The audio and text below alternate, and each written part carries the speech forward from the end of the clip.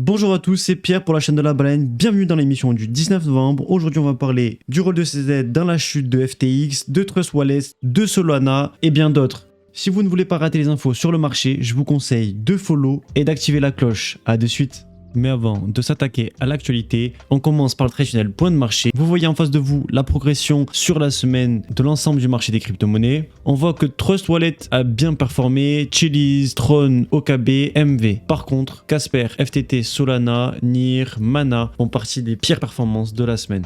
On commence avec les accusations des régulateurs à l'intention de Binance. Patrick McHenry est un républicain de Caroline du Nord qui sera probablement le prochain président de la commission des services des financiers de la Chambre des représentants.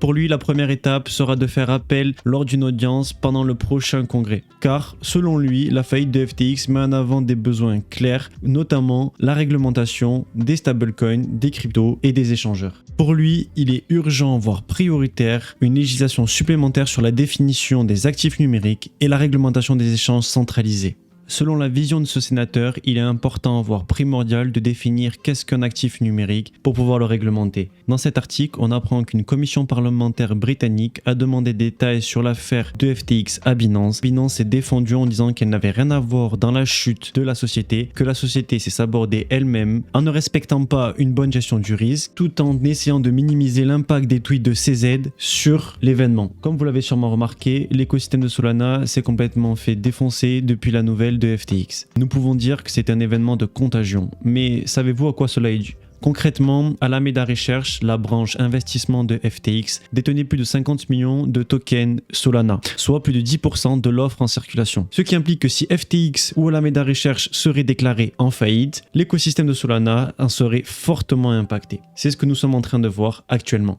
Pour éviter que la contagion s'accélère et se diversifie, Binance, OKEx, Bybit ont bloqué les retraits de USDC et USDT. On continue avec les déclarations de Binance et Grayscale sur le cryptoporteur Genesis. Genesis était déjà en difficulté car l'activité d'octroi de cryptocrédit s'est contractée de 8,4 milliards de dollars au troisième trimestre, soit une diminution de plus de 50% de l'activité. Je vous rappelle que Genesis avait octroyé un crédit de 2,4 milliards au hedge fund The Three Arrows Capital qui a fait faillite il y a peu, dont Genesis n'a pu récupérer que la moitié de la somme investie. Suite à la faillite de FTX, Genesis a publié sur leur Twitter un communiqué expliquant qu'ils avaient plus de 175 millions de dollars sur la plateforme FTX et qui sont à présent bloqués, ce qui vient rajouter une perte non négligeable avec l'affaire Three Arrows Capital.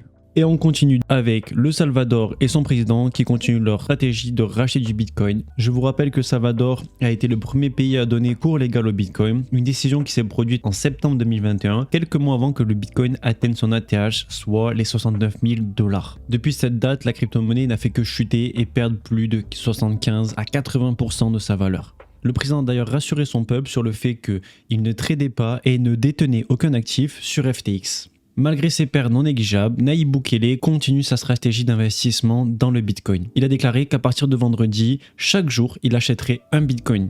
Il est intéressant de noter que le Salvador a acquis plus de 2300 bitcoins pour une somme de 104 millions de dollars. Nous avons ici le Twitter du président Bukele qui partage les nouvelles acquisitions du pays à sa population. Il est intéressant de noter que de nombreux dirigeants de la communauté internationale l'ont mis en garde contre cette pratique. En effet, il a perdu plus de 50% de la valeur de ses investissements initiaux et si le bitcoin continuait sa chute, les dommages pourraient être encore plus graves.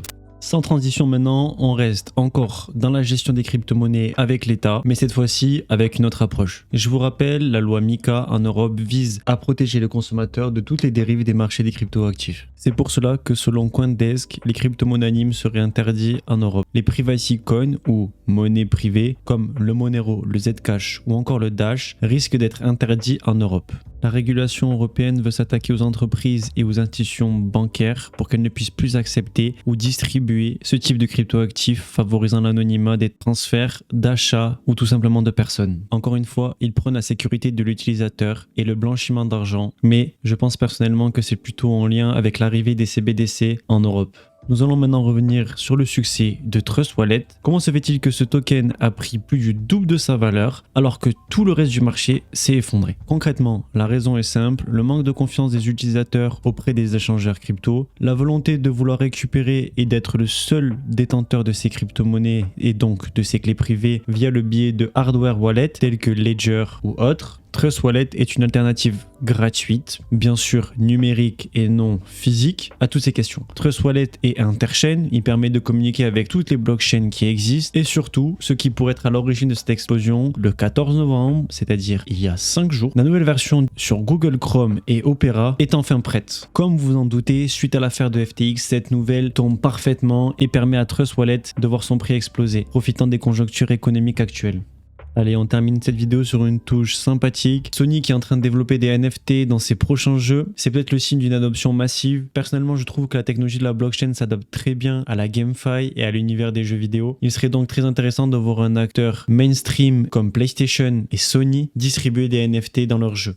Autre fun fact, encore en lien avec les jeux vidéo, le youtubeur Fanta, pendant un live d'Inoxtag, aurait fait une pub pour un NFT devant des milliers de mineurs, pendant que d'autres influenceurs du domaine du jeu vidéo, eux, comme Antoine Daniel pour ne pas le citer, critiquent formellement ce genre de comportement. Je tiens à vous parler de cette histoire car il est intéressant de faire le lien avec Mika. La dernière version de Mika vise à sanctionner les influenceurs qui ne préviennent pas leur communauté qui sont en partenariat avec un projet, ou alors, pour ce genre de comportement, une fois cette version du projet Mika votée, ce genre de pratique sera devenue illégale et interdite et les influenceurs devront rendre des comptes à l'AMF. J'espère vous avoir appris des choses. Je vous remercie d'avoir regardé la vidéo jusqu'à la fin et je vous dis à la prochaine. Au revoir.